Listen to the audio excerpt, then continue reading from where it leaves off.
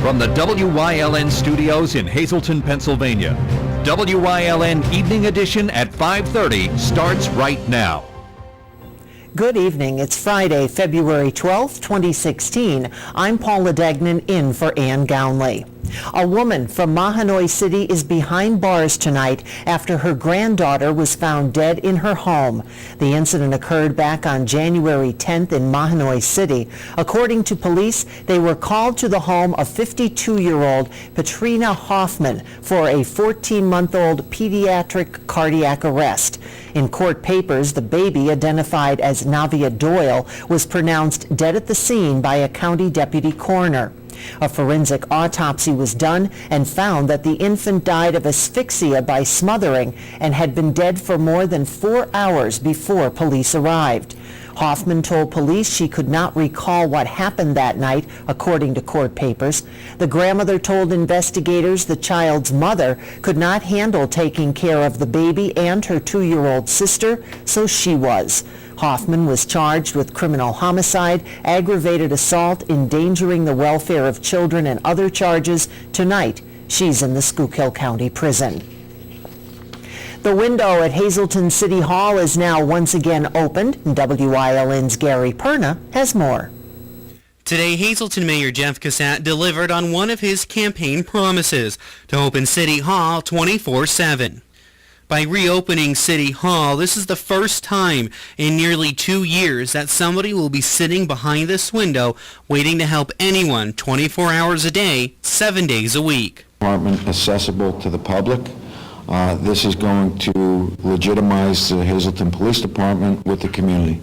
So between the Hazleton Police Department, the community, and the cadets behind me, this is all about legitimacy and 21st century policing so that we can open this window and not have that barrier between the public and the community. Manning the window is being done with help from the Police Academy at Lackawanna College. This will also give us an opportunity to have cadets that are future police officers that are going to serve the community have an opportunity to understand what we do every day in real time. So it will be a win-win for everyone as a result of having the cadets here, learning what we do every day, us learning about them, so that if they become future Hazleton police officers, they'll already have their feet wet. So it's really a good thing for the public. It's a big part of our learning process to understand community-oriented policing, and this is a perfect way to start that progress. This is great for the city. It's a great way to integrate it into our lesson plan, how to actually interact with the community. Now that the window is open here in City Hall, any resident or anyone coming through the city that needs assistance can come here, press the button, and be helped by a police officer or a cadet that's manning this window 24/7. Mayor Cassat said this is something that's going to help countless people throughout the greater Hazleton area. Yeah, it'll help cut down the time that's needed for an officer to be off the street. Come in here and ask for a form to start filling out.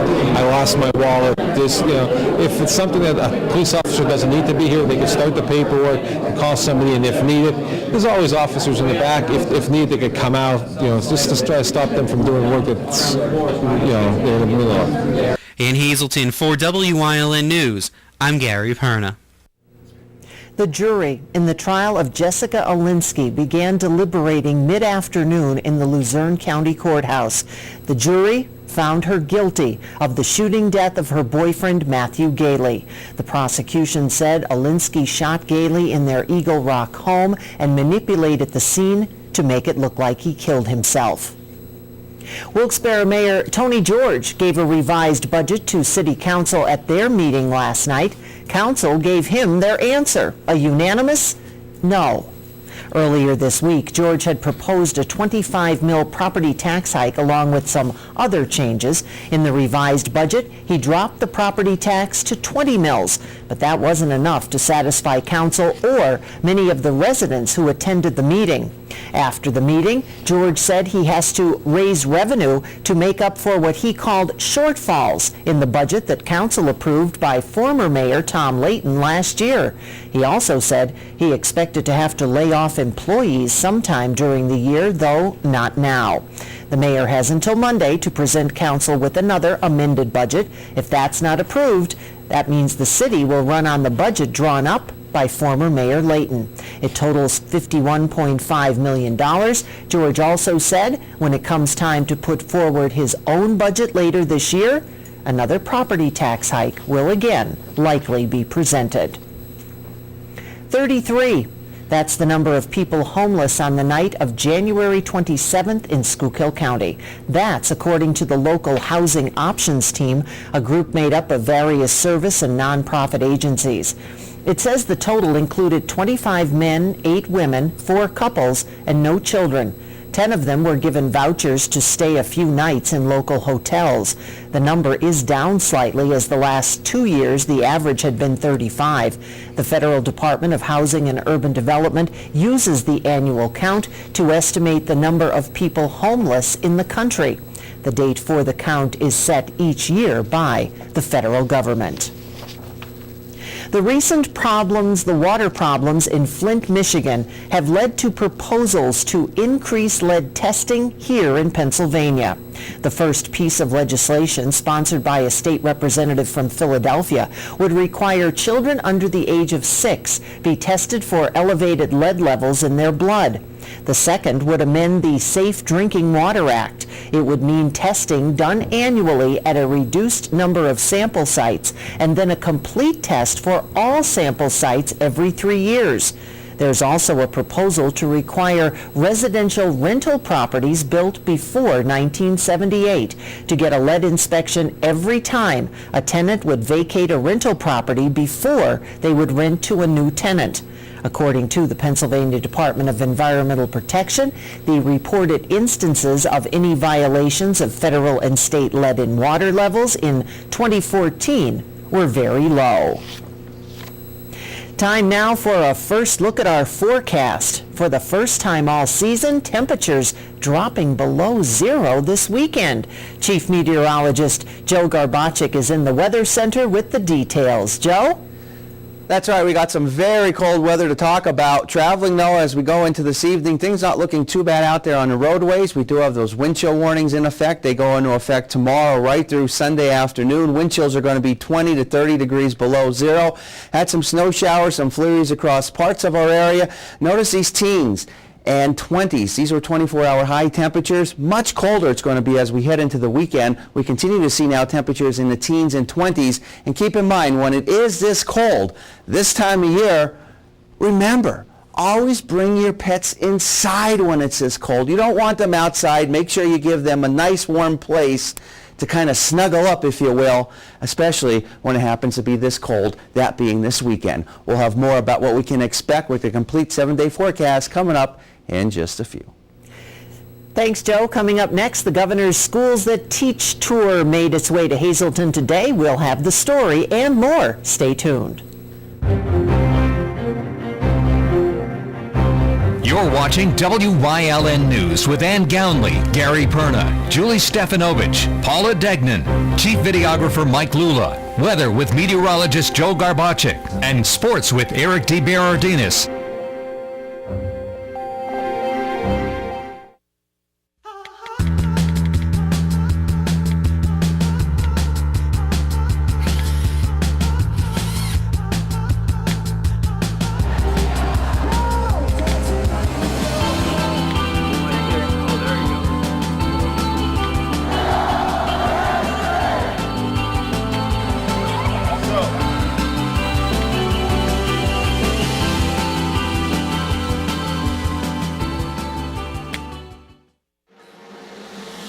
It can happen over time or in a snap. If joint or muscle pain has taken you out of the game, we can identify the root cause of your problem and develop a sport-specific treatment plan to get you moving again. Over 400 medical experts strong, the region's only nationally ranked program. That's Orthopedics in Action at Lehigh Valley Health Network. So, you're ready for a new mattress. Nice. Are you thinking traditional innerspring hybrid gel or latex memory foam? Is Sealy Posturepedic, Optimum, or Stearns & Foster the right choice for you? Well, at Grand Central, our mattress professionals make it easy. Right now, get huge savings on Sealy and Stearns & Foster mattresses. Get free delivery and pay no interest when paid in full within 48 months. So come in for the best rest of your life. Grand Central. We speak Sealy. Governor Tom Wolf made a stop in Hazleton this morning discussing funding for all Pennsylvania schools. WILN's Ann Gownley was there and has the details. As part of his Schools That Teach tour, Governor Tom Wolf has been stopping by local schools to speak with students, faculty, and administration officials. His first stop this morning was at the Hazleton Elementary Middle School to outline his 2 paths for the future of Pennsylvania schools. Wolf says schools could be funded and fix the deficit, or they will be faced with an additional $1 billion in cuts to our schools. We are at a crossroads. We're actually at a fork in the roads in Pennsylvania. And unlike Yogi Berra, we can't simply say we're at that fork in the roads and so you have to take it. We actually have a choice. And the choice affects places like the school and the school district and school districts like this all across Pennsylvania. It affects taxpayers all across Pennsylvania. It affects citizens all across Pennsylvania. I'm from York County, but I understand that if the children in this area don't get a good education, my life is diminished. Wolf says he doesn't want a repeat of prior administrations, and that something needs to be done in order for a brighter future for the children of Pennsylvania. This happened back in 2011. Over 20,000 education professionals lost their jobs. And class sizes rose dramatically, and our children didn't get the education we need them to get. Notice I didn't say they need. We need them. What I said was we need them to get that education, because if they don't, we're going to be responsible for them at some point in their life. We want them to commit to be great participants in our economy. We want them to be first-class citizens. We want them to be members of neighborhoods and communities where they actually make a contribution. They're not going to be able to do that if we don't equip them with the skills they need to do that. Hazleton Area Superintendent of Schools, Dr. Craig Butler, says he hopes that while touring the district and seeing other schools in Pennsylvania, something will be done so that schools won't suffer in the end. Funding is urgent. It's on the tip of everybody's tongue. It's time sensitive. You know, for us in the Hazleton Area School District in particular, we're looking at perhaps the end of March when we're going to have to start borrowing money to keep operating and keep offering our students education. So I think the governor realizes that, and we certainly understand his position to do his very best to increase funding for education. So we understand the stalemate, if you will, at the state level.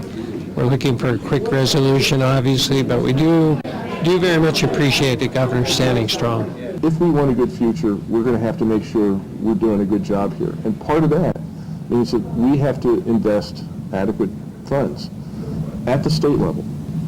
Pennsylvania is 45th in the country in terms of the state's share of funding public education. Now what that means is if we don't do a good job at the state level, then that second course becomes the reality, and that is funding responsibility shifts to the local level, which means property taxes go through the roof, and it means that in the less advantaged school districts, more layoffs take place. Governor Wolf will continue his Schools That Teach tour over the next few days. In Hazleton for WYLN News, I'm Ann Gownley. Coming up next, Chief Meteorologist Joe Garbacek will be back in with a full look at our forecast. Stay tuned. Can't you? Who's our canny? Thanks for watching WYLN News. Hi, I'm Donna Palermo, Secretary of Palermo Heart to Heart. We are now recruiting businesses, nonprofits, and individuals to carry beads of courage to encourage children or teens who have cancer or who are coping with other serious chronic illnesses to participate in the program. Inside each Carry a Bead kit is a matched bead set. Every time you carry a bead, you connect with the child. You keep and collect the other bead as a symbol of your commitment to care. If you or your business would like to participate in Beads of Courage, please visit our website listed on the screen. Hey kids, I'm home. Dad, it's cold in here. Oh, it's not cold in here, it's warm in here. Matter of fact, I'm going to turn this down because I got to save money for tax preparation. Honest Abe's, your tax partner, giving free advice year-round. 310 South Church Street in Hazleton. Call them at 570-861-8297. Don't stress, pay less. All Care Home Care, providing quality in home care since 1986. Call and see how their team of licensed physical therapists, skilled nurses, speech, and occupational therapists can provide you with exceptional service in the comfort of your own home. They also offer dietitian, home health aide, and medical social worker services. You have a choice in your health care. For safe, friendly, qualified care, call All Care Home Care today and let their team begin taking care of you and your loved ones.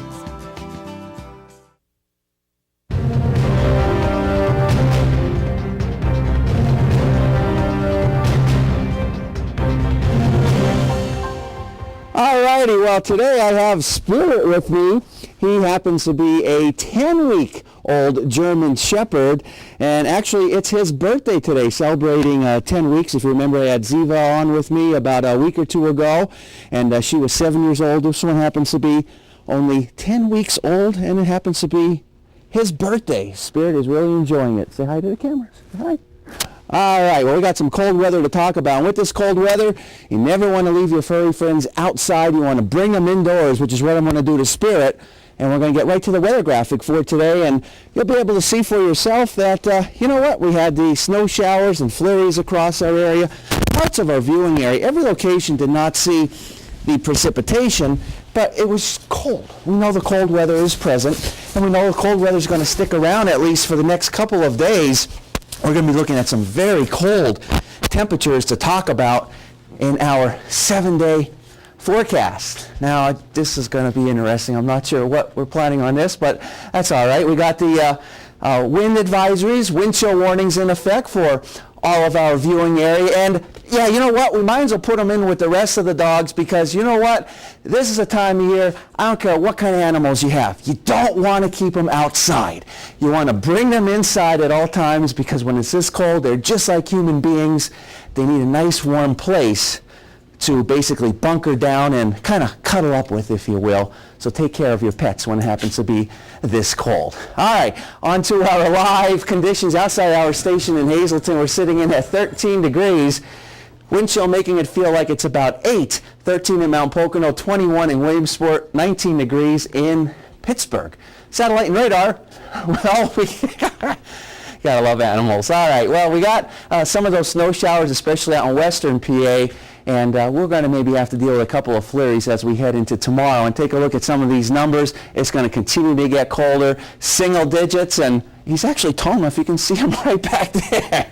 And then sub-zero readings as we go into our Sunday, but don't let that fool you. It's going to feel more like it's minus 20 to minus 30 degrees below zero. So some very Arctic air heading in our direction as we go into the next couple of days, and it's going to be feeling very cold out there. Again, make sure you dress in layers. Always wear a hat, because most of your energy is lost through the head regions. And we're going to start to warm things up a little bit as we head into early next week, but there is the potential of seeing some rain, maybe some snow mixed. We'll watch this very carefully as we start going into early next week. Extended forecast looking like this, and what we can expect over the next couple of days. Well, what's in store for our weather is some very cold weather, I should say, with temperatures 6 for tomorrow, minus 7 for tomorrow night, 9 for Sunday, maybe some snow for Monday, and a mixture as we go into Tuesday of next week. All right, our daytime Pennsylvania lottery numbers, the pick 230, the pick 3091, and the pick 40052. And taking a look at our pick 5 numbers, they're looking like this. Hopefully they are your lucky numbers. 92757, and the treasure hunt numbers 3, 10, 11, 12, and 15. Stick around. We'll have a lot more for you coming up after this break. For over 25 years, Whitetail Preserve Shooting Range, 118 Boulevard Road, Bloomsburg, has provided professionally designed skeet, trap, and sporting clay fields. All stations are handicap accessible with resident NRA certified shooting instructors on site. There are packages available to fit anyone's budget, restaurant and catering on site. Our facility is also available for weddings, business meetings, bachelor and private parties. Call 570-384-2314. Hello, I'm Bill Washko from WYLN-TV. Please join us this year as the Hazleton unit of the American Cancer Society presents the 38th annual telethon On the Road to Wellness. The telethon will be held Saturday, February 27th at our new home, the Health and Wellness Center at Hazleton. WILN will be broadcasting live from 11 till 11. The telethon is made possible by these sponsors. A new book has been released about the 1963 Shepton mine disaster. Our Julie Stefanovich introduces us to the local author. Rock journalist Maxim Furick's new book, Shepton, The Myth, Miracle, and Music, was written about the 1963 mine collapse. Miner Louis Bova was killed, and Hank Throne and Dave Fellon were rescued after spending 2 weeks trapped underground. Furick worked on the book for many years, conducting research and speaking with the miners' family members. I had written a book about the Jordan brothers back in 1986, and I learned a lot about Schuylkill County and the coal region, and I developed a real affinity for the coal region and also Shepton. So that was sort of the beginning. It was 1986. I've been working on the book, it seems like forever, but I had interviewed Rupert Holmes, and he was the guy that composed Timothy, recorded by the Boys, and that's part of my book about Shepton. But I interviewed Rupert Holmes at the Bloomsburg Fair in 1980 and asked him about the song and about Shepton and all of that. And I had worked on this book off and on for years and sort of ran out of interest. And then about a year and a half ago, I decided that I had put so much energy into the book and that I needed to finish it. The book also focuses on the religious and supernatural aspect of the men's ordeal. I call it the Shepton mythology because Shepton resonates on so many different levels. You have allegations of cannibalism and the song Timothy by the Boys. A lot of people thought that Timothy was about Shepton. We have elements of the miraculous. The surviving miners, Fellon and Throne, claimed that Pope John the 23rd was in the tomb with them for those 2 weeks. They claimed that the Pope saved their lives. And the Pope was canonized in 2014. Vatican scholars and academics have cited Shepton as one of the miracles that the Pope performed.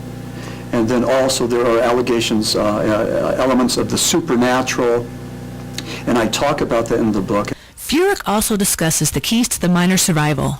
Again, I think that it was their faith and also the mantra that they performed, the pray, tap, and dig. And I think that was it. I think that they were goal-directed. They knew that they had to take it, not just a day at a time, but maybe a minute or 10 minutes at a time. And they were able to find a way to survive those 2 weeks in the tomb. Many of those days without any light at all, sucking in coal particles, drinking sulfur water, eating splinters of wood. I mean, just horrible, horrible conditions that really took them to the limit. I can't imagine what that was like, but I did try to write about it in psychological terms, and I think that if anything, I believe if one word defines my book, I think it would be horrific. Though the incident happened nearly 60 years ago, it is still relevant today. Techniques used in Shepton were also used in other mine collapses, including the 2010 Chilean mine disaster. The borehole rescue technique that was developed in Shepton was used to extricate those 33 miners. They also did the same thing in 2002 in western Pennsylvania in Q Creek. So the rescue technique, that technology, is still relevant, and Shepton really needs to get credit for that. Maxim will be holding a book signing on Saturday, March the 12th from 1:30 until 3 p.m. at the Hazleton Public Library. Anyone who is interested in purchasing Shepton, The Myth, Miracle, and Music can contact Maxim at jungle@epics.net. Reporting for WILN News, I'm Julie Stefanovich. Coming up next, Eric DeBerardinis is in with sports here on WILN. Stay tuned. This week on Topic A, we're talking about the 5th annual Taste of Theater with the PTPA. Also, we're going to hear about their new show that's getting ready to hit the stage this March. That plus so much more this week on Topic A, only on WILN.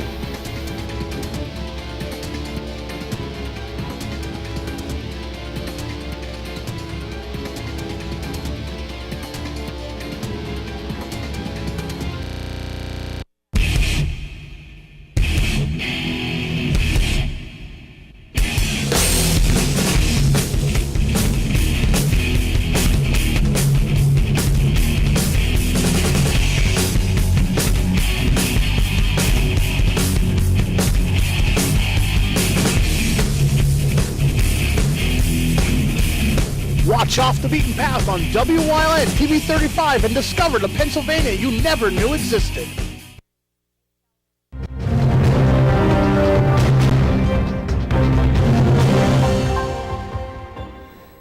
History and a spot in the Schuylkill League Championship on the line last night in the boys' semifinals from Martz Hall. Shenandoah Valley making their first Schuylkill League playoffs appearance in 32 years. Their opponent, Pottsville, looking for a 7th straight trip to the title game. This one pitting the league's best offense in the Blue Devils against the league's best defense in the Crimson Tide. Offense beats defense early on. Joel Santana, known for putting defenders on skates, he does so there. Pulls up for the first bucket of the night. Next, Santana again give him an inch and he will launch, and it's a surprising 9-4 early lead for the underdogs, crashing the party. Not done. Santana from the corner, he's dominant to start, but eventually cools off and the tide starts to turn. After being tied at 43 after 3, Pottsville clamps down and advances with a 62-45 victory. The matchup that preceded Minersville and Blue Mountain, a testy one. The Miners down 7, a minute and a half to go, but Chris Leschko makes it very compelling again. Deficit cut to 4.